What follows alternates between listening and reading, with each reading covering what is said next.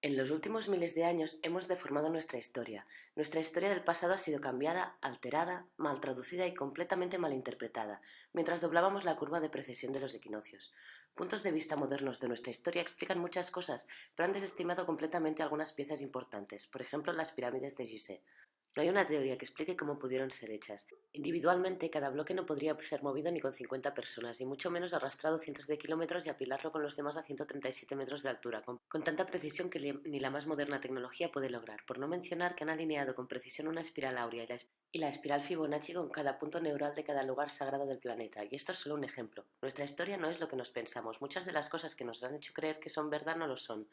Y esto es lo más grande. El campo de la arqueología recientemente ha visto algunos descubrimientos monumentales que sacuden los fundamentos de lo que pensamos que sabemos. Algunas ciudades ancestrales como Babilonia, Erk y Akkad fueron descritas en la Biblia y en otros textos antiguos y se creía que eran mitos porque nadie podía probar que existieran. Entonces, una de ellas fue encontrada, y esto llevó a la búsqueda de otra, y luego otra. Dentro de una de estas ciudades, los arqueólogos encontraron miles de tablillas de arcilla cilíndricas ocultas en la profundidad de la ciudad.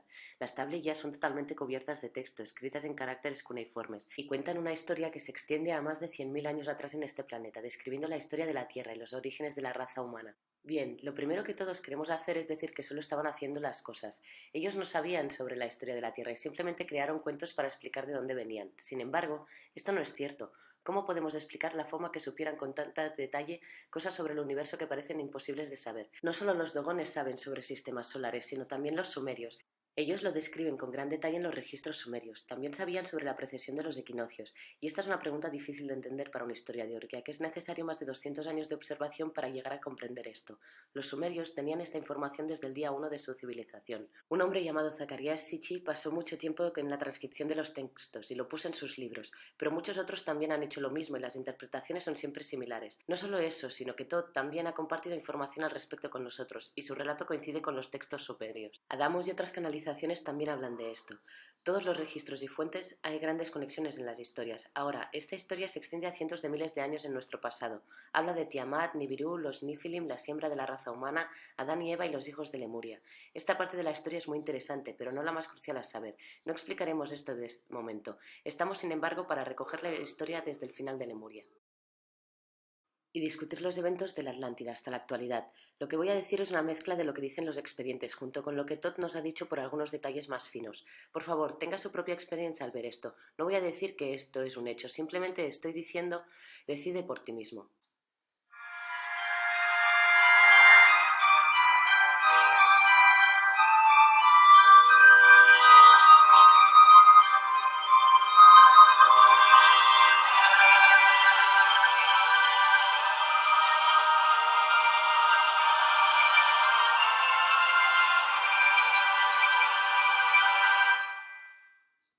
Hubo un tiempo, hace mucho, cuando los seres humanos existían en un nivel muy alto de conciencia, éramos interdimensionales y muy psíquicos, nos comunicábamos a través del pensamiento y la emoción, igual que lo hacen los animales, en lugar de hablar o escribir, lo que parece muy primitivo.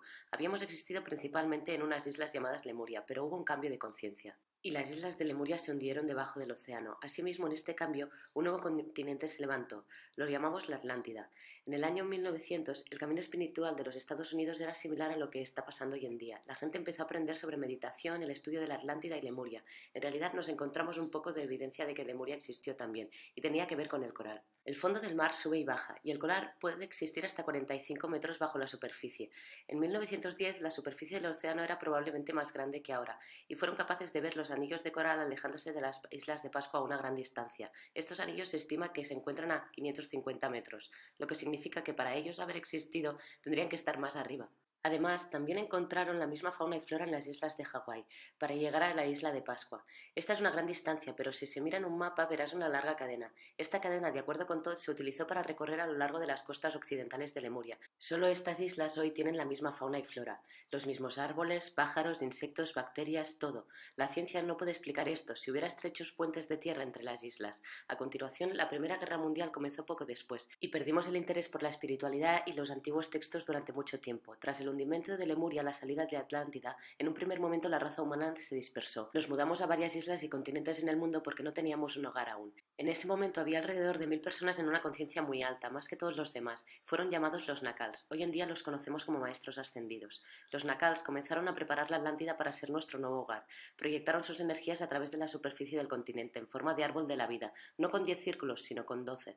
Uno extra en la parte superior de la isla de Odal y otro extra en la parte inferior en el agua. Hubo 10 componentes en el continente y aunque se extendieron por cientos de kilómetros en la superficie, fueron proyectados con la precisión de un solo átomo.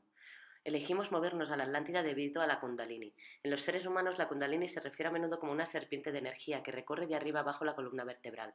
Cuando se activa proporciona una inmensa cantidad de energía a través de todos los chakras. La Tierra también tiene un Kundalini porque es un organismo vivo que va desde el centro del planeta a un lugar específico en la superficie. Allí donde reside la Kundalini la gente se convierte en los líderes espirituales del mundo.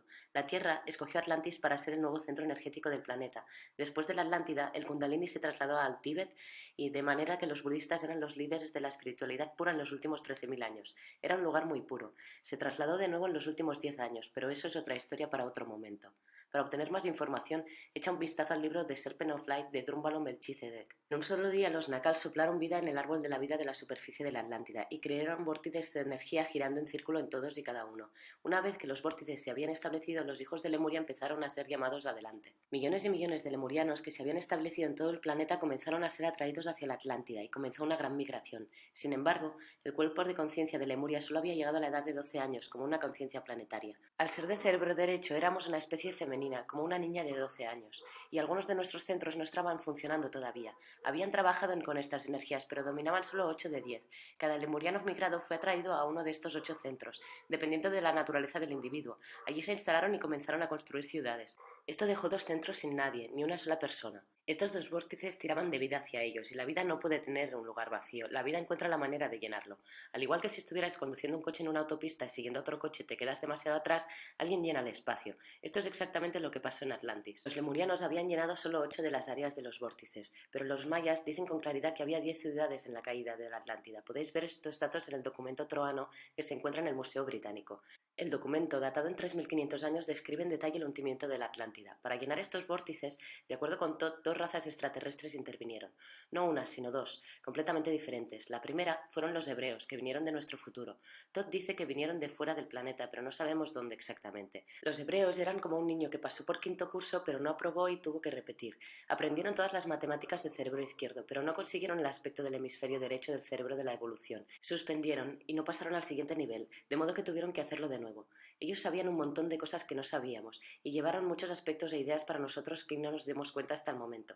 Ahora bien, si esto es verdad, esto explicaría muchas cosas sobre el pueblo hebreo. Parece que tienen muchas geometrías sagradas ocultas dentro de su cultura y también podemos investigar en el Éxodo. A lo mejor Moisés era una encarnación de luz para liberar a los hebreos, ya que no eran directamente descendientes de humanos y eran tratados injustamente. O podría ser que Moisés fuera guiado por un maestro ascendido para guiarlo y entregarlo a su gente. Abandonando ahora lo que sabemos, esto pone mucha luz dentro de la perspectiva de la historia, que no tenía mucho sentido antes. Podemos hablar más de ello, pero seguiremos. No hubo problemas causados por hebreos procedentes en la Atlántida, en realidad beneficiaron nuestra evolución. La otra raza que intervino causó grandes problemas. Estos seres vinieron de un planeta cercano, Marte. De acuerdo con Todd, Marte se parecía mucho a la Tierra en menos de 1 millón de años. Era bonito, tenía océanos, agua, árboles, era simplemente fantástico, pero algo les pasó. Tenía que ver con algo llamado el experimento Lucifer. Desde el comienzo de la creación, todo es simplemente un experimento. La creación en sí misma es conciencia creando conciencia y habitando en sí misma. No hay un plan divino. El espíritu puede hacer lo que quiera. Una vez dicho esto, el espíritu decide aislarse del resto de la conciencia y crear una realidad diferente, puede hacerlo. Eso también se puede hacer. Esto se llama el experimento Lucifer, porque el Espíritu de Dios puede hacerlo, no hay nada malo en ello. Nos han hecho creer que Lucifer es el mal y el diablo. Esto no es así. Lucifer simplemente es otra manera de percibir la realidad. No es una única percepción de la realidad, sino más bien una dual percepción de la dualidad. Hay un patrón en la flor de la vida también para Lucifer, pero esto es un tema para otro momento. Cada vez que el experimento Lucifer se ha intentado en el universo, siempre ha fracasado. Las especies que se aíslan del amor se convierten en muy masculinas, lado izquierdo del cerebro. Lo que siempre acaba sucediendo es que todo el mundo se vuelve codicioso, no hay compasión por los demás, y todo el mundo acaba luchando hasta que acaban matándose entre sí. Más de 1 millón de años atrás, los seres de Marte se unieron al experimento Lucifer, y falló de forma espectacular. Básicamente se separaron de la unidad del universo y crearon una realidad aparte. Al separarse de la unidad, se convirtieron en puros seres masculinos y lógicos, sin emociones. Lo que sucedió fue que acabaron peleando. Marte se convirtió en un campo de batalla. Con el tiempo se hizo evidente que no sobrevivirían. Volaron su atmósfera y destruyeron la superficie del planeta. Nova ha hecho recientemente un episodio de magnetismo planetario y se encontraron algunas cosas interesantes en Marte. El planeta no tiene un sistema magnético, sin embargo la superficie está magnetizada, lo que implica que algún momento lo tuvo, pero algo pasó. Ya hemos hablado antes de la estrella tetraedro, pero quiero dar una pequeña explicación de la Merkaba. La Merkaba, conocida en la antigüedad como el carro de ascensión, se trata de un campo de estrellas de energía tetraédrica alrededor del cuerpo. En todo el mundo hay referencias de ello en los textos antiguos. Cuando se activa su máximo potencial, la Merkaba es a la vez una herramienta y parte de tu ser. Se puede utilizar para hacer lo imposible, incluyendo cambios de dimensiones y viajar a través del universo. Antes de que Marte fuera destruido, construyeron enormes pirámides tetraédricas. Se construyeron de 3, 4 y 5 caras. Con el tiempo construyeron un complejo que era capaz de construir una Merkaba sintética. Después de 1.000.000 de años más o menos fue erosionada, pero la prueba está ahí. Ahora, debido a que los marcianos separados de la unidad de la conciencia no pudieron crear una Merkaba viva, simplemente lo utilizaban como una herramienta. Crearon una Merkaba sintética para viajar en el tiempo y encontrar un nuevo hogar. Un grupo de marcianos intentó alejarse de Marte antes de ser destruido, y este lugar que encontraron fue en la Tierra, unos 65.000 años de nuestro pasado. Vieron ese vórtice pequeño sentado ahí sin nadie y no pidieron permiso. Siendo parte del experimento Lucifer, dijeron, muy bien, lo haremos. Fueron directos hacia ese vórtice, y al hacerlo se unieron y cambiaron nuestro camino evolutivo. El padre de Todd, Tom, fue uno de los Nakals que se establecieron en la Atlántida desde la isla de Udall. Esta isla, en la parte superior del árbol de la vida, era el cerebro de la Atlántida y era una pequeña ciudad llamada Poseidón. Esta ciudad es la que Platón habla cuando dijo que Poseidón dio a luz a 10 hijos, los 10 círculos del árbol de la vida. Poseidón se componía de 3 anillos, pintados en negro, rojo y piedras blancas, que eran el símbolo de la Atlántida. El círculo interior eran los Nakals, el medio eran el sacerdocio, los Maya, y el círculo exterior representaba a los regulares de la Atlántida. Volveremos aquí por el camino. Había solo unos pocos miles de marcianos que vinieron a la Tierra a través de la Merkaba sintética. Lo primero que hicieron cuando llegaron fue tratar de tomar el continente. Trataron de declarar la guerra e invadir. Sin embargo, eran vulnerables debido a su escaso número en comparación con los millones de atlantes y finalmente fueron derrotados.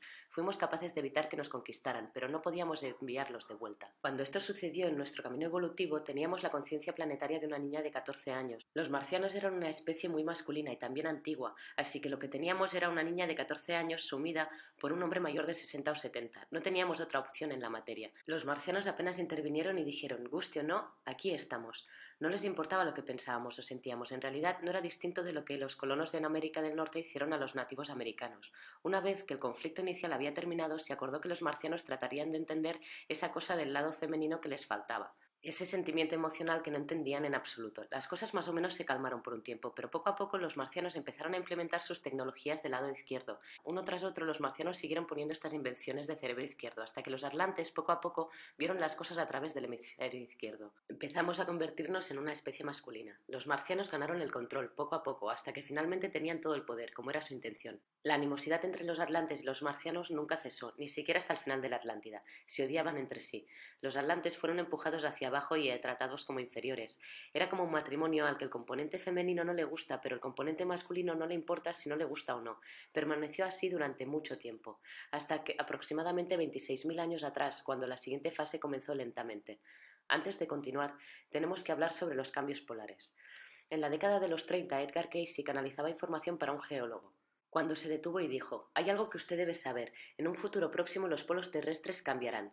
Cayce era un hombre brillante, en una conexión muy fuerte con las dimensiones superiores, donde se comunicaba con otros seres para la raza humana. Al final, debido a sus canalizaciones, el sistema de creencias llamado Nueva Era se creó. Lo que estaban haciendo ahora solo volvió a ser puesto en cajas de entendimiento, porque nadie entendía lo que estaba haciendo en ese momento. No obstante, cuando Cayce hablaba, la gente escuchaba. Los geólogos comenzaron a explorar la posibilidad de un cambio polar y se encontraron con algo sorprendente. Llegaron a una serie de evidencias y le dieron un peso enorme a lo que Cayce estaba diciendo. Y ahora han cambiado de opinión el resto del mundo. Los científicos creían que si no sería un cambio de polos físicos, también habría un cambio de polos magnéticos. A través del estudio de las camas de lava, los geólogos pudieron ver dónde estaba el magnetismo y cuando las capas de lava se llevaban a ciertas profundidades. Encontraron que el polo magnético antes no estaba donde está ahora, sino en Hawái. El último cambio que tuvo lugar fue hace 13.000 años y estaremos pronto en la historia en este momento. Hicieron otra prueba y encontraron que había cambiado también en los últimos 26.000 años. Los científicos también supieron que los cambios polares pasan muy rápidamente, en un solo día. El magnetismo hace un giro completo, o giro de 90 grados. Aquí ese número otra vez. Y en 24 horas el Sol se levanta por el lado opuesto al que hizo el día anterior. Este cambio ha sucedido cientos de veces en los últimos millones de años, pero su aceleración ahora ha pasado más y más rápido. Ahora solo hay 13.000 años entre cada cambio. Un punto de vista completamente nuevo ha empezado a ser entendido. Desde el espacio, ¿no podría parecer esto como una pulsación? Lo de los cambios polares es un tema muy extenso, pero daremos las bases. Un hombre, Charles Hapgood, estaba estudiando algo en gran detalle, porque la teoría principal detrás de la causa de los cambios polares era todavía poco desarrollada. Se le ocurrió una teoría que demostró ser posible a través de varios experimentos. Encontró que la superficie de la Tierra, la corteza, podía caer sobre la masa principal de la Tierra, y a continuación su rotación continuar como si nada hubiera pasado. La corteza al rotar y gira fuera de control, hasta que finalmente se instala de nuevo en una nueva ubicación alineada con el magnetismo. En este punto hay grandes terremotos y tsunamis, y la devastación sacude el mundo. Suena un poco como la destrucción descrita en el libro de las Revelaciones. No quiero enloquecer a nadie. La versión del científico Edgar Cayce y muchas otras profecías como Nostradamus y la profecía maya hablan del cambio polar de una manera u otra. Y la ciencia moderna se está volviendo cada vez más consciente de que habrá un cambio polar en el futuro próximo, lo que está alineado con nuestro cambio de conciencia, aunque no tiene en cuenta este aspecto. Es realmente gracioso. Hace un tiempo Nova hizo 2 comentarios sobre esto y cada vez la NASA lo cerró. Entonces sacaron un vídeo de la tormenta magnética y en ese vídeo enseñaban todas las evidencias del cambio polar, sin llamarlo cambio polar. Es casi como si una empresa en concreto no quisiera que supiéramos nada acerca de esto. Ninguna evidencia ha sido anunciada. Los cambios polares están directamente relacionados con el magnetismo del planeta. Magnetismo planetario que se supone tiene este aspecto, pero en realidad es muy diferente. Nuestro magnetismo se ha ido debilitando en los últimos 500 años y hoy se ve un poco como esto. Fue el magnetismo cada vez y más retorciéndose que ha sido causante de muchos de los problemas que hemos visto en los últimos 20 años. Los pájaros siguen el magnetismo del planeta para emigrar y han acabado en lugares donde no deberían. Las ballenas no cesaban de atascarse en los 90 debido a que seguían los magnetismos que les acababan llevando a tierra. En cuanto a los seres humanos, ¿sabías que las noches de luna llena hay más violaciones, asesinatos y crímenes violentos que cualquier otra noche del ciclo lunar? La luna afecta al magnetismo de la Tierra, poco, pero el magnetismo está tan desformado en este momento que afecta nuestra manera de pensar y actuar. El colapso de la estructura social se relaciona con las geomagnéticas de la Tierra, o quizás al revés. Hay otras cosas que hay que discutir sobre los cambios polares. Siempre se alinean con un cambio de conciencia, están interrelacionados. Todd vivió en la Atlántida por un tiempo muy largo. Nos dijo que vio el cambio de tierra 5 veces, viendo salir el sol en el este, entonces en el oeste, después en el este y otra vez en el oeste. Esta es la forma de explicar por qué durante el cambio de conciencia al final de Lemuria se hundió bajo los océanos y se levantó la Atlántida. Al estar girando la corteza al azar se llevaban a cabo muchos eventos geológicos, tales como continentes naciendo y desapareciendo. Ahora que tenemos una comprensión de los cambios polares, podemos continuar con el drama de la Atlántida. 26.000 años atrás estábamos exactamente donde estamos hoy en la precesión de los equinoccios. Habíamos ido a través de la fase de sueño y estábamos a punto de empezar a despertar. Fue en ese punto que hubo un pequeño cambio de conciencia. Bajamos en la conciencia, no hacia arriba. Un trozo de la Atlántida del tamaño de Rhode Island se hundió en el océano. Esto causó mucho miedo porque los atlantes pensaron que iban a perder todo el continente, al igual que pasó con Lemuria. Debido al cambio de conciencia, una de las cosas más grandes que perdieron fue su conexión con el futuro. No podían prever los grandes eventos como el hundimiento potencial de su casa. Después de cerca de 200 años, el miedo comenzó a disminuir. Tenga en cuenta que tanto la Biblia como los registros sumerios, los relatos de Adán y Eva y todos sus hijos se registraron teniendo esperanzas de vida excepcionalmente largas, como 900 años o más. Así que 200 años para nosotros entonces son como 20 años para nosotros hoy. Lo explicaré mejor pronto. Las cosas se calmaron durante un tiempo y entonces, 13.000 a 16.000 años atrás, un cometa se acercó a la Tierra. Ya que estaban viviendo a través de mayores dimensiones, los atlantes se dieron cuenta antes de que llegara. Un gran conflicto se produjo en la Atlántida. Los marcianos estaban en minoría, aunque tenían el control. Querían volarlo desde el cielo con su tecnología láser. Sin embargo, los Nacals habían aprendido la verdadera naturaleza de los cometas y los atlantes protestaron. Dijeron que el cometa era de orden divino, debía permitir que se llevara a cabo de forma natural. Dejar que golpeara la Tierra, ya que era eso lo que se suponía que tenía que hacer. Los marcianos lucharon contra los atlantes, pero al final se dieron por vencidos. Los marcianos accedieron a que golpeara la Tierra. El cometa cayó, sumergiéndose en el océano Atlántico, junto a la costa occidental de la Atlántida, cerca de Charleston, donde ahora está Carolina del Sur. Solo estaba en el fondo del océano en ese momento. Los restos del cometa están ahora dispersos en 4 estados y la ciencia definitivamente ha determinado que golpeó en algún lugar 10.000 años atrás.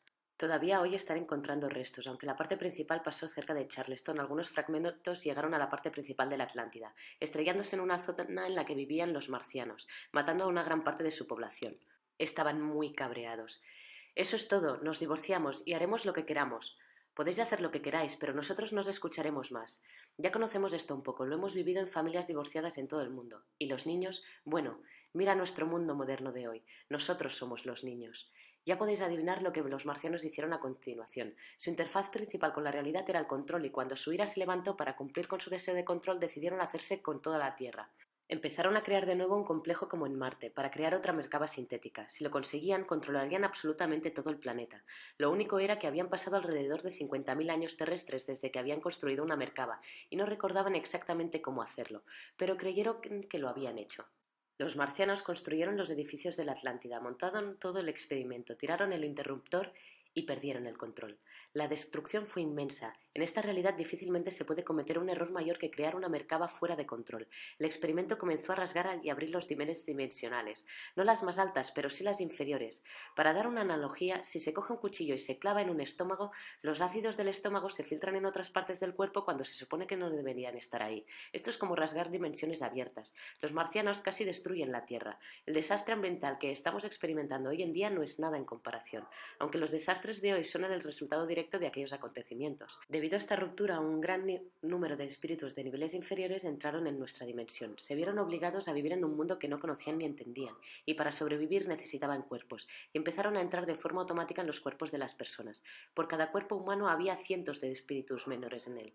Estos seres eran tan terrícolas como nosotros, pero muy diferentes, no venían de esta dimensión. Fue una catástrofe, probablemente la más grande que haya experimentado nunca la Tierra. La razón de que los Nakals fueran especiales no era solo por su conciencia muy elevada, sino porque eran los guías de la Atlántida. También habían conseguido lo que hoy llamamos inmortalidad. Digamos que encontraron la manera de mantener su cuerpo joven y sano durante el tiempo que quisieran, y no se quedaban atrapados en él, podían elegir morirse cuando quisieran. Al reencarnarse no sufrían la gran pérdida de memoria que padecemos nosotros.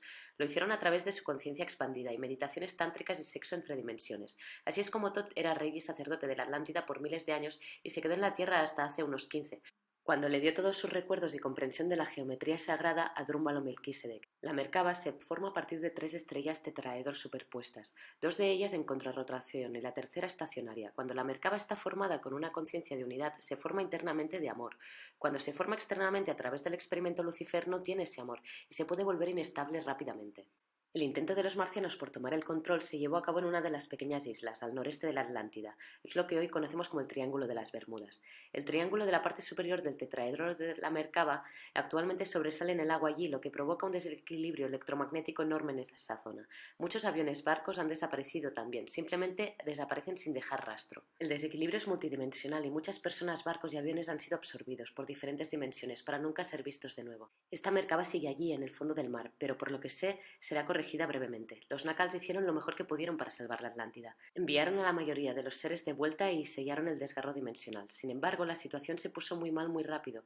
Todos los sistemas económicos se derrumbaron, financiero, social, y todos los conceptos de cómo debía ser la vida se rompieron. Todos en la Atlántida empezaron a enfermar y todo el continente entró en un estado de supervivencia. La vida ya no se trataba de vivir, sino se convirtió en sobrevivir hasta el mañana. Fue literalmente un infierno en la Tierra. Los Nakals no tenían ni idea de qué hacer. Eran niños en comparación con los eventos que se les habían lanzado. Por lo tanto, rezaron. Rezaron a los más altos niveles de conciencia del universo, pidiendo ayuda a todos los que pudieran oír. El problema fue revisado por muchos altos niveles de conciencia. Los he dibujado como la Liga de la Justicia, ya que las dimensiones 11 y 12 son incomprensibles para nosotros ahora. Lo que nos dijeron fue esto: íbamos a caer, a tocar fondo, nivel 1, el lugar más bajo donde se podría estar en el universo, para sobrevivir. Además, estábamos cambiando de polaridad, ya no éramos una especie femenina, así que empezaríamos a partir del nivel 1 como especie masculina. Y finalmente, y esto es lo más sorprendente, solo tendríamos 13.000 años para volver a la conciencia crística. Normalmente se necesitan cientos de miles de años para que una especie llegue a esto, y hemos tenido que hacerlo en una fracción del tiempo, y si no lo hubiéramos hecho no podríamos sobrevivir. Esto nunca ha sucedido antes en el universo, nunca. Thoth, que era el rey y sacerdote de la Atlántida, en ese momento supo que tenía que realizar el experimento en sí mismos. Recibieron instrucciones de los niveles más altos de conciencia y siguieron su camino. Thoth llamó a Ra y a Araragat, que eran los reyes anteriores de la Atlántida, y comenzaron el experimento. Para entender lo que hicieron tenemos que hablar de las redes de conciencia. Una red planetaria es una estructura cristalina etérea que rodea al planeta y sostiene la conciencia de cualquier especie. Esta rejilla tiene un componente electromagnético asociado con la tercera dimensión, pero tiene un componente para cada dimensión también. Estas redes son geométricas, por supuesto, y la ciencia con el tiempo descubrirá que hay una rejilla para cada especie. Cada una de estas redes tiene su propia geometría y son únicas, no hay otra como ellas, igual que cada especie es única. Estas rejillas emiten luz también, y desde el espacio puede ser vista como una fuente de brillo azulada alrededor de la Tierra. Lo que Tot y sus amigos tenían que hacer era crear una red de conciencia crística sintética, permitiendo a los seres humanos ascender a la conciencia crística en poco tiempo. Pero primero vamos a hablar sobre la ciencia detrás de esta red. Tal vez has oído hablar del experimento del centésimo mono. Durante un lapso de 30 años estaban estudiando una especie de mono llamado macaca fuscata en una isla de Japón. A los monos se les proporcionaban patatas, dejándolas caer en la arena, pero a los monos no les gustan la arena. Así que unas pocas crías de mono descubrieron que al lavar las patatas se les quitaba la arena y enseñaron esta técnica a sus padres. Solo unos pocos de los monos adultos lo hicieron. Esto continuó por algún tiempo, hasta que un día los monos que conocían esta técnica llegaron a una masa crítica. Y ¡bingo! La técnica empezó a propagarse más rápido que antes. Los monos empezaron a aprender fácilmente a través de todas las islas japonesas, así también en el continente. Se sabía que tenía que haber algo que no se entendía sobre esto, cómo se conecta una especie entre sí. Entonces, ¿qué hicimos? Lo probamos con seres humanos. Un equipo de investigación hizo una imagen de rostros humanos, alrededor de un centenar de rostros escondidos en una sola imagen, pero a simple vista solo se podían ver 6 o 7. Hicieron varias encuestas a unos pocos cientos de estudiantes en Australia. Dijeron, muy bien, encontrar las caras. La mayoría de gente solo veía de 6 a 9 o algo así. Después de eso, parte del equipo emitió la imagen en Gran Bretaña, en un especial por cable cerrado de la BBC que solo salió en Inglaterra. Se mostró dónde estaban las caras, en gran detalle. De vuelta a Australia, se hizo el experimento de nuevo con otra gente, y de repente fueron capaces de ver más caras. Tras el experimento, se sabía que definitivamente algo nos une a todos, y el Instituto Noetics pretende aprender más cosas de esto cada día. Es la conciencia en masa. En la lección 11 les mostré los 3 niveles de conciencia. Cada uno de estos niveles tiene sus propias redes de conciencia en todo el planeta. Estamos actualmente en el segundo nivel, y su red se basa en cuadrados y triángulos. Los gobiernos de Rusia y Estados Unidos estudiaron nuestra red en los años 60 y probablemente antes. Al trazar la red en el planeta se encuentran pequeñas bases militares en muchos de los puntos nodales de la red. Hay bases militares en medio de la nada como en la isla de Guam. No es una coincidencia que estos poderes del Estado pusieran sus bases militares justo donde salen las espirales. Están tratando de tomar el control de la red de conciencia, ya que si se controla se puede controlar lo que pensamos y sentimos. Por supuesto, hay otra organización que tenía su mano en estos dos gobiernos. Todavía lo hacen, hablaremos muy pronto. Esta red también es visible a través de proyección astral. 13.000 años atrás comenzó. Tot, Ra y Ararat estaban por crear un complejo global que fue capaz de construir una red sintética de conciencia crística a lo largo de un periodo de 13.000 años. Lo primero que hicieron fue volar a un lugar que ahora se llama Giza, que en aquel entonces se llamaba la Tierra de Kem. También era una selva tropical, no como el desierto que es hoy. En primer lugar, crearon la red en todo el planeta de cuarta dimensión y luego empezaron a construir la dimensión física, la tercera.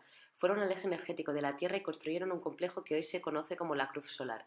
Estos hombres eran seres de sexta dimensión en ese momento y vivían en un nivel muy alto de conciencia, así que lo que pensaban sucedía al instante. Fue así de simple.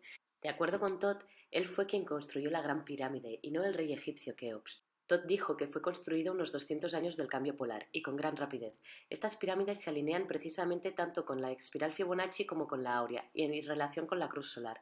Curiosamente, Edgar Cayce también canalizó que las pirámides fueron construidas en este tiempo.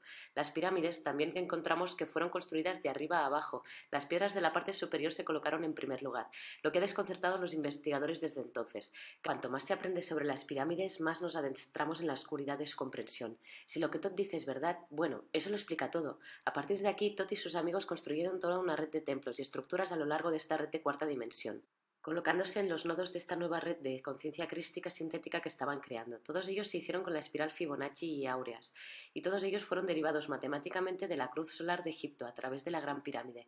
La creación de todos los lugares sagrados del planeta no es ninguna casualidad. Fue una sola conciencia la que lo creó todo, desde Machu Picchu, Stonehenge y Yasaguán. Hay algunas excepciones, pero la mayoría fueron creados por una conciencia individual, como parte de la red de conciencia unitaria. A pesar de la Gran Pirámide, se hizo todo a la vez. Muchas de las estructuras antiguas del mundo se hicieron en cuarta dimensión y poco a poco cayeron en la frecuencia de tercera dimensión. La investigación de Richard Hogan lleva esta rejilla un paso adelante, aunque no fue el primero. Mostraron cómo de un lugar sagrado a otro se extrapola. Este tema candente de debate en este momento son las líneas de ley. Se trata de simples relaciones geométricas entre los lugares sagrados. Todos los arqueólogos están descubriendo conexiones importantes entre los principales lugares espirituales del mundo y ahora sabemos por qué están conectados.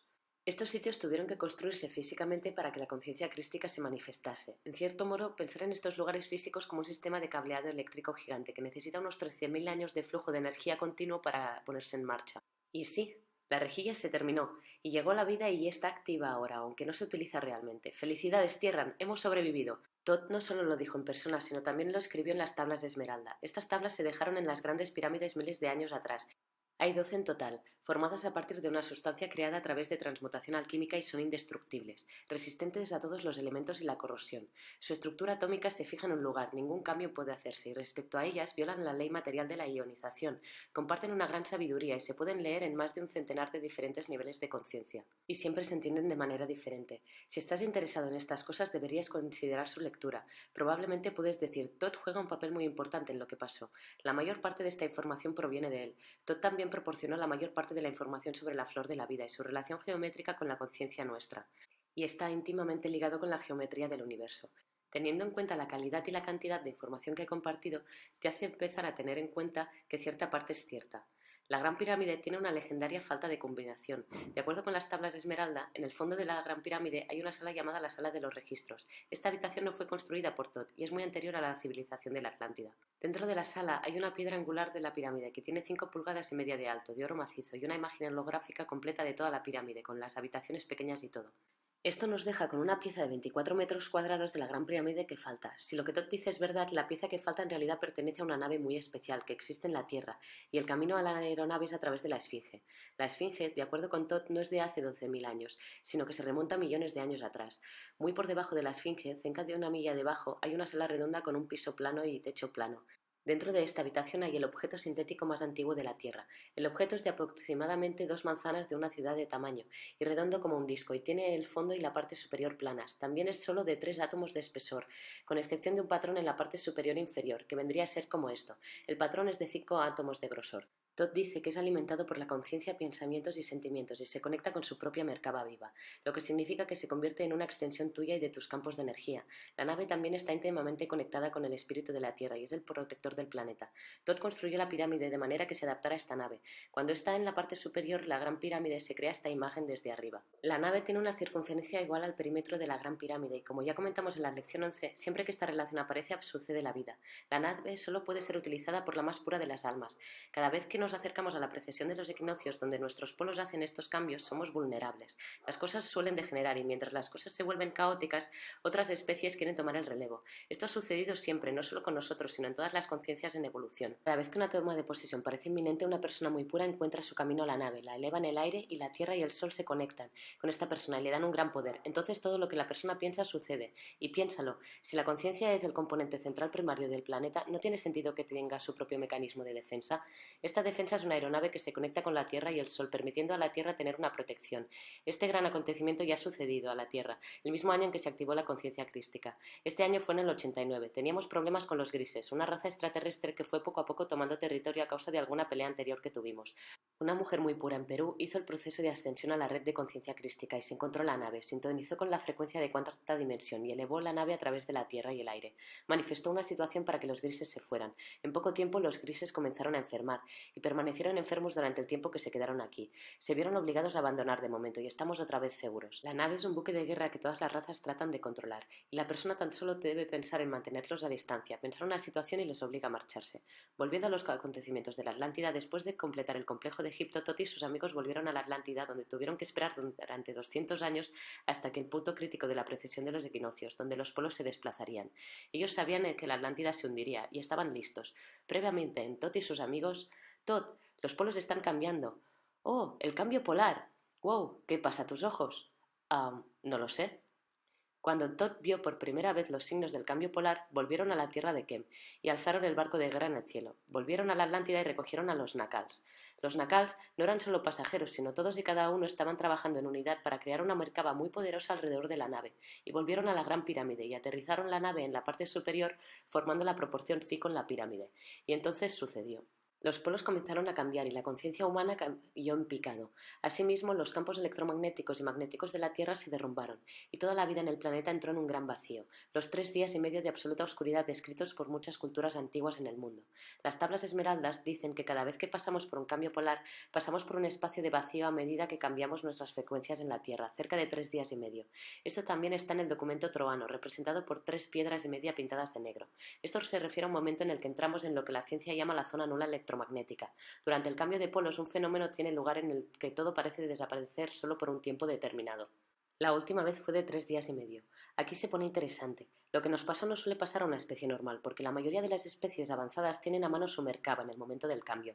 Nosotros no lo hicimos debido a nuestra pequeña crisis, y fuimos aspirados en el vacío sin protección. Esto dio lugar al hecho de perder nuestros recuerdos. La ciencia se ha dado cuenta de que en todos nuestros recuerdos están conectados, a través de las células de nuestro cerebro, así como los campos alrededor de nuestras cabezas. La ciencia todavía no comprende completamente la conexión de recuerdos con el planeta. Hemos hablado de esto antes. El magnetismo de la Tierra afecta nuestra manera de pensar y actuar. La merkaba es un campo electromagnético que se crea alrededor del cuerpo, que puede servir como protección contra el vacío de tu conciencia a través de él. ¿Y qué pasó con nosotros al no tener esta protección? Pues cuando nos quedamos en blanco. Cuando existíamos en la Atlántida estábamos viviendo en un nivel muy alto de conciencia, en una dimensión superior. Tuvimos cuerpos y mentes muy avanzados y sofisticados y éramos capaces de prácticamente todo. Vivíamos en una dimensión donde las moléculas están tan separadas entre sí que la conciencia puede interactuar con ellas sin movimiento físico. Es difícil de explicar porque podías literalmente dar forma a tu entorno inmediato a través de tu conciencia. En este sentido, hemos sido creadores, conociendo y comprendiendo la unidad, seres de amor, pero luego descendimos, caímos de dimensión a un lugar de tercera dimensión. También descendimos de conciencia, de vuelta a cero. Olvidamos cómo utilizar la glándula pineal y poco a poco se encogió de tamaño al tamaño que tiene ahora, como una pasa, cuando se supone que debería ser del tamaño del globo ocular. Cuando esto sucedió olvidamos cómo respirar fuentes de energía con nuestros cuerpos y nuestra esperanza de vida fue cayendo. Pasamos de 900 años a lo que vivimos hoy en día. No habíamos experimentado estar donde estábamos antes, al menos en un tiempo muy largo. Éramos como una especie de superordenador que se quedó en blanco, sin ningún sistema operativo ni nada.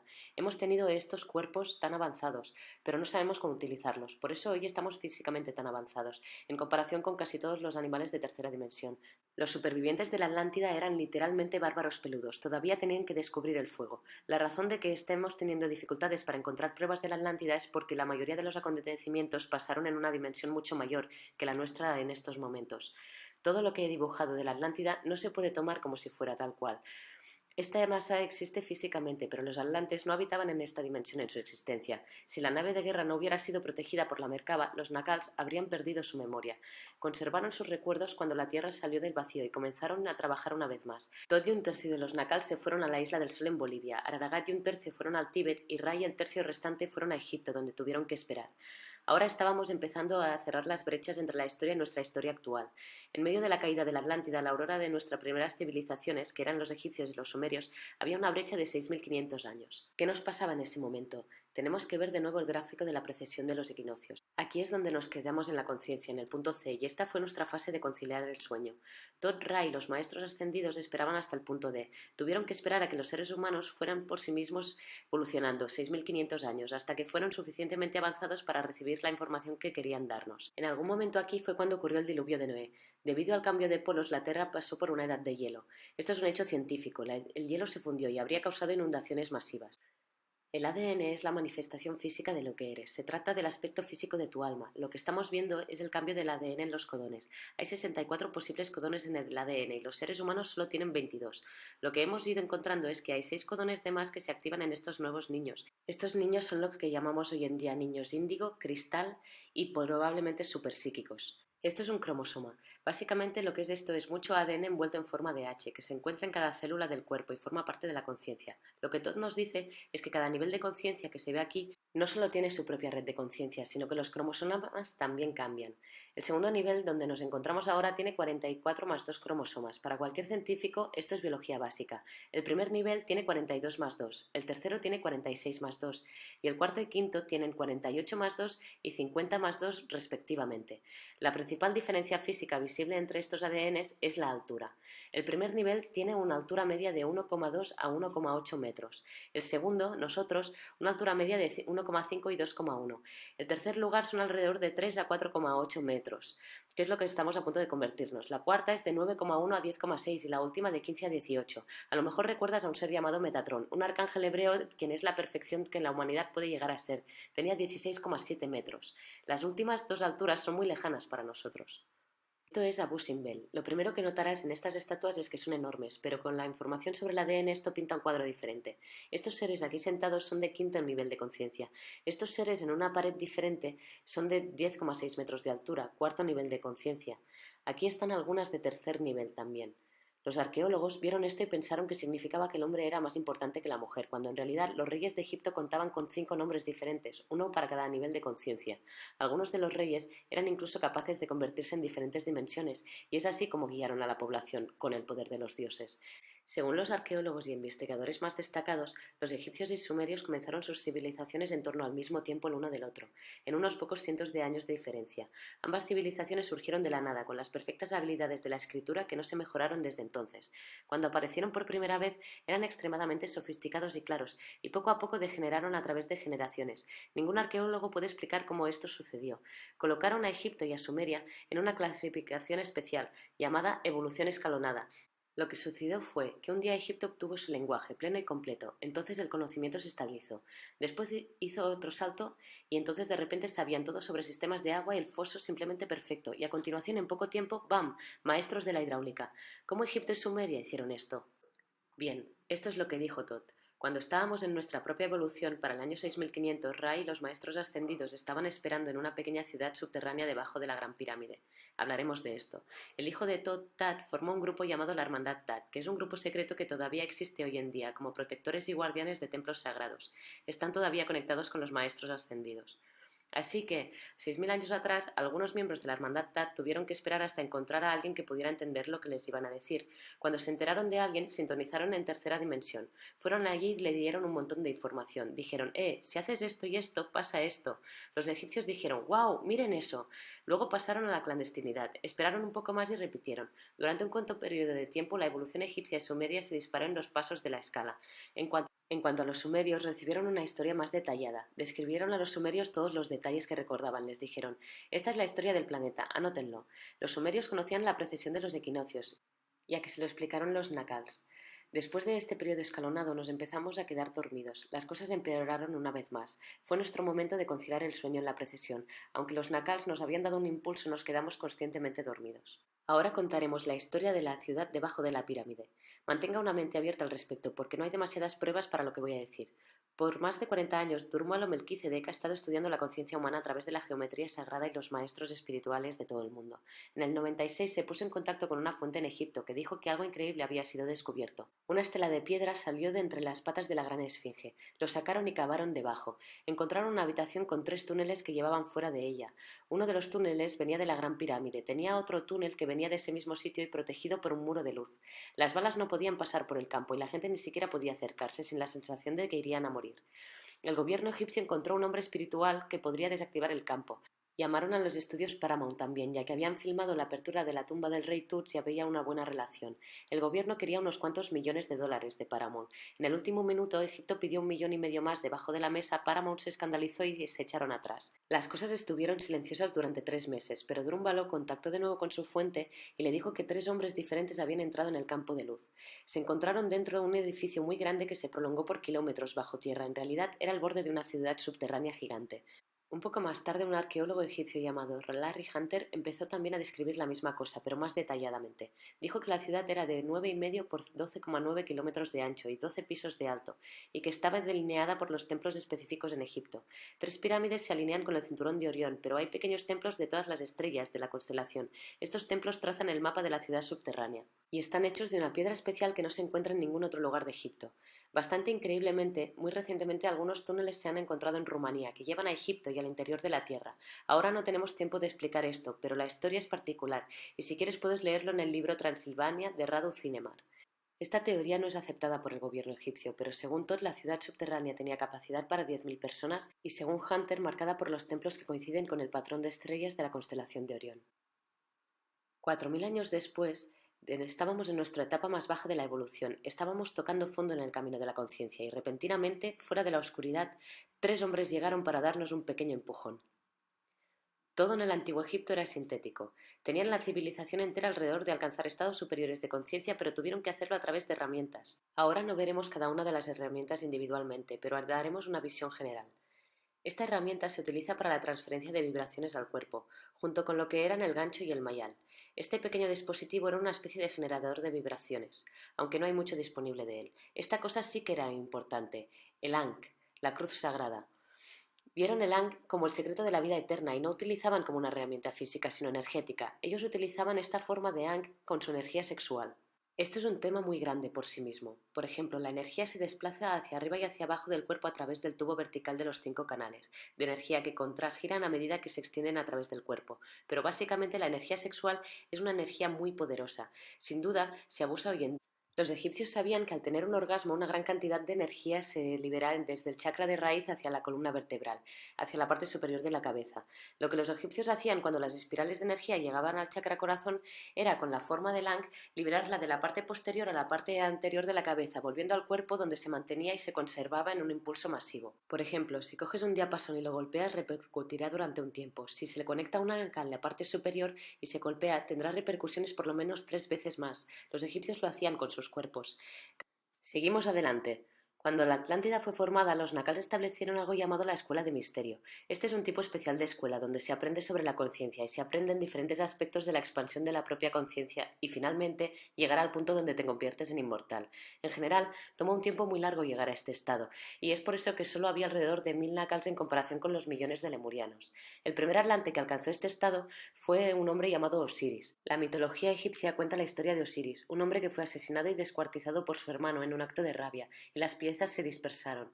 Este evento, tal vez menos exagerado que los mitos, realmente sucedió y tuvo lugar en la Atlántida. La esposa de Osiris y su hermana recuperaron las piezas, y al volver la pieza final restablecieron el flujo de energía creativa y llevó a su espíritu a un nuevo cuerpo. A través de este momento, Osiris se convirtió en inmortal y fue el primer inmortal de la Atlántida. Esta historia se cuenta en todo el antiguo egipcio, en muchas paredes del templo.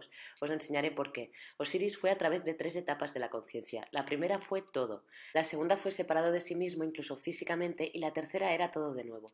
Los Nacals utilizaron la comprensión de Osiris de cómo se hizo inmortal como un modelo de cómo los demás podían también, solo a través de la conciencia, sin necesidad de cortarse.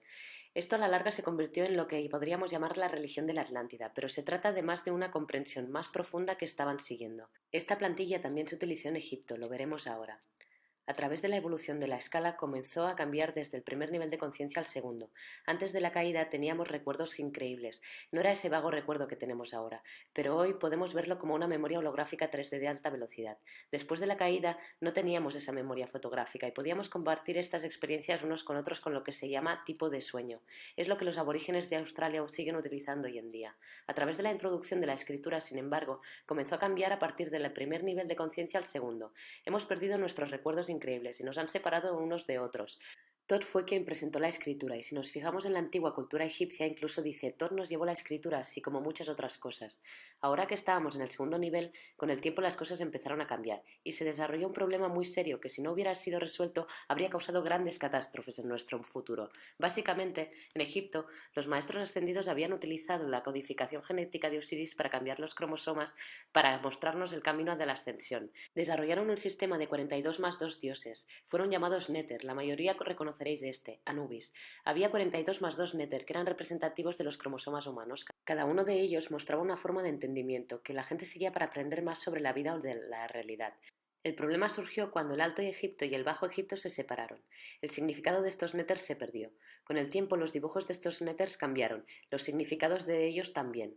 La gente no tenía ni idea de lo que significaban. Después se puso peor, cuando el rey egipcio Menes fusionó el Alto y el Bajo Egipto, en un país unificado. Menes también unió los sistemas de creencias, por lo que ahora contaban con 88 dioses que la gente se peleaba por decidir quién era realmente el dios. Este era un problema, porque ahora tenemos personas que no saben qué creer, perdidos del todo, separados de su comprensión de su propia divinidad y Dios. Las cosas se separaron aún más. Las personas se peleaban por quién eran realmente los dioses. Hoy miramos hacia atrás y decimos, wow, pensaba que había muchos dioses, cuando en realidad este no era el caso en absoluto. Incluso con la ayuda de la hermandad Tat simplemente no podíamos hacer las cosas bien. Hubo un corto periodo en Egipto que la mayoría de historiadores no entienden demasiado bien, tal y como está escrito en los textos antiguos. En 17 años y medio hubo un nuevo y extraño gobernante que cambió completamente todo cómo era gobernado Egipto. Su nombre fue Akenatón. Antes de él solo había reyes. Akenatón fue el primer faraón, que significa en lo que te convertirás. Era también, os lo creáis o no, de 4,5 a 4,8 metros de alto. Al menos esa era la forma en que lo representaban y tenía un cráneo alargado. Ambos aspectos están relacionados con la conciencia crística. Akenatón suprimió todos los recuerdos de los anteriores dioses y trató de inculcar la comprensión del Dios uno en todo el mundo. Después de 17 años, la mayoría de los egipcios se rebelaron y Akenatón fue asesinado, para luego ser reemplazado por alguien más volviendo al sistema antiguo. ¿Qué pasó realmente? Para corregir el problema, Tot recibió la ayuda de Ai y Tilla, que eran los primeros inmortales de Lemuria, y los llevó a aparearse entre dimensiones y concebir un ser de conciencia crística. Tot dijo que trabajó con el último rey de Egipto para conseguirlo, y los arqueólogos encontraron que Akenatón venía de la nada. Tomó algún tiempo, hubo un periodo de transición que implicó a Amenhotep III, pero pronto Akenatón fue en el trono. Akenatón usó su tiempo para llevar de vuelta a Egipto a una religión simple, donde había un solo dios, una realidad. Usó las imágenes de un disco solar para representarlo.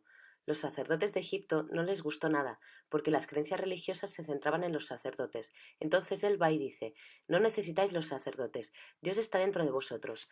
Pueden tener el acceso a Dios desde dentro de vosotros mismos. No les gustó esto. A los militares les dijo que no atacaran a menos que alguien atacara primero. Tampoco les gustó. Además, generalmente las personas no les gustaban porque gozaban de adorar a muchos dioses. Finalmente se deshicieron de él. Después de todo esto, ¿qué hizo Akenatón, que evidentemente salvó a la humanidad? Desarrolló una escuela de misterio, con la intención de mostrar a un pequeño grupo de seres una forma de ascender al estado inmortal. En general, tomaría cientos de años para alcanzar el nivel de inmortalidad, y Akenatón tenía 17 años para producir resultados. Fue por muy poco, pero lo hizo. Incluso mostró a 300 personas el camino hacia la inmortalidad en su corto periodo de tiempo. Así que después de que la población en general se deshiciera de Akenatón, estos 300 inmortales cuidarían de Egipto. Tot escribió en las Tablas Esmeralda que después de haber finalizado el antiguo Egipto, llevó a un hombre llamado Pitágoras a la Gran Pirámide y le enseñó la geometría del universo. Fundó Grecia y fue construida originalmente en las escuelas de enseñanza de la geometría y los sólidos platónicos y todo eso. Tot ha vivido toda la vida aquí también, donde era conocido como Hermes Trimegisto. Los inmortales de Akenatón se convirtieron en un grupo llamado la Hermandad Esenia. Primero emigraron a un lugar llamado Massa de Israel. Incluso hoy Masada es conocida como la capital de la Hermandad Esenia. Ahora tome esto. En esta hermandad había dos personas en particular, un hombre y una mujer. Es posible que haya oído hablar de ellos. María y José. Era parte del plan de los maestros ascendidos, que llevarían a un ser a quien le mostrarían el camino de la conciencia crística. Él vendría a la Tierra como un ser de segundo nivel, un hombre regular, y conseguiría la conciencia crística en el curso de su vida. Así, el proceso de ascensión, la experiencia de transición del segundo a tercer nivel, también estaría en la red de conciencia del planeta que se estaba formando.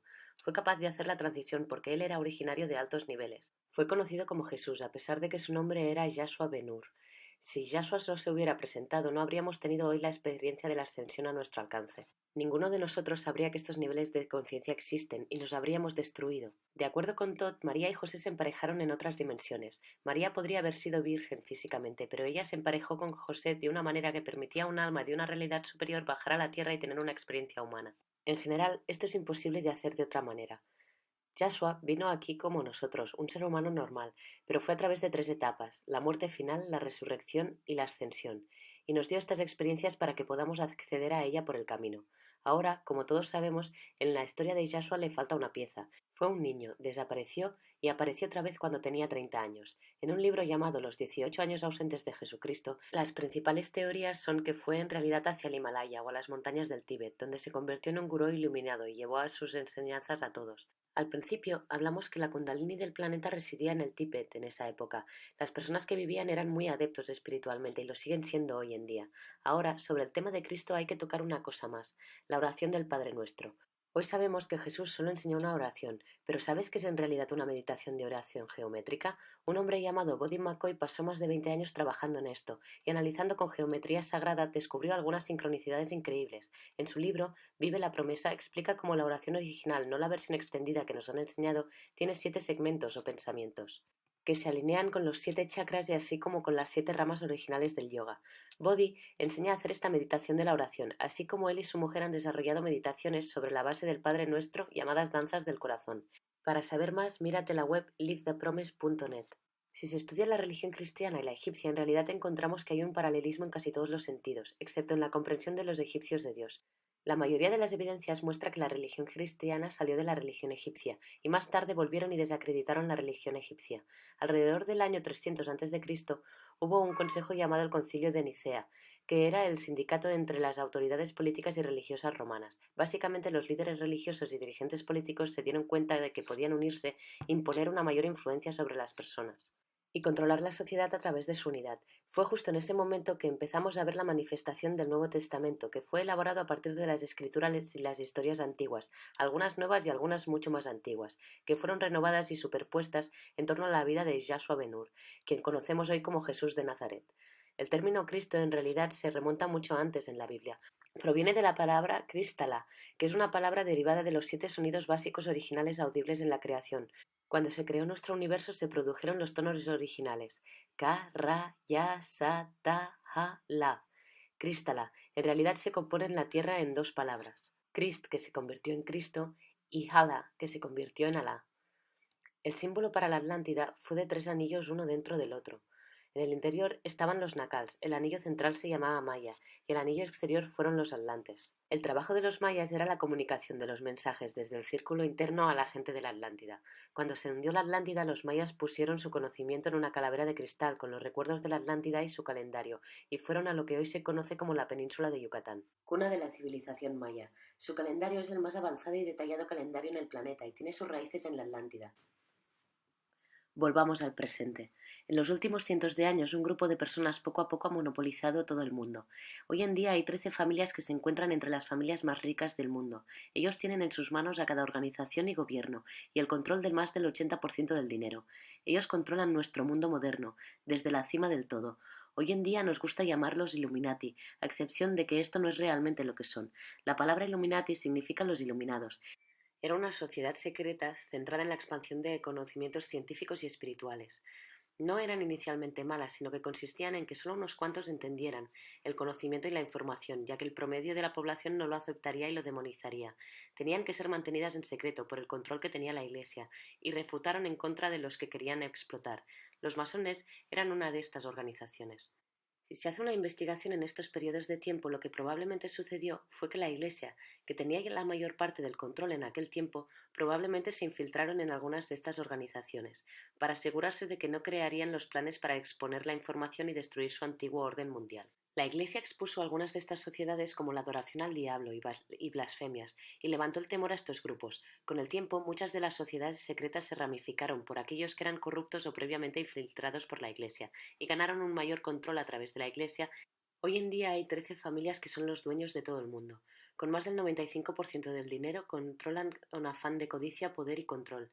Más y más información se ha convertido en actualidad y últimamente muchas de estas familias tienen un ADN que es diferente al resto de la población. Se especula que comparten ADN que se transmite de la raza marciana o de otras especies. No contienen el amor o la emoción y son totalmente motorizados. Esto nos lleva al final de nuestra historia, de la ciencia espiritual, pero claro, en realidad no es el final. Por un lado, realmente solo hemos arañado la superficie, discutiendo muchos de estos temas. Las sociedades secretas, por ejemplo, se necesitarían 2 o 3 lecciones más para realmente explicarlo bien. Además, la historia de la humanidad no termina porque todavía la estamos viviendo. Esta historia, mientras que parece increíble y escandalosa, explica mucho. Piensa en ello.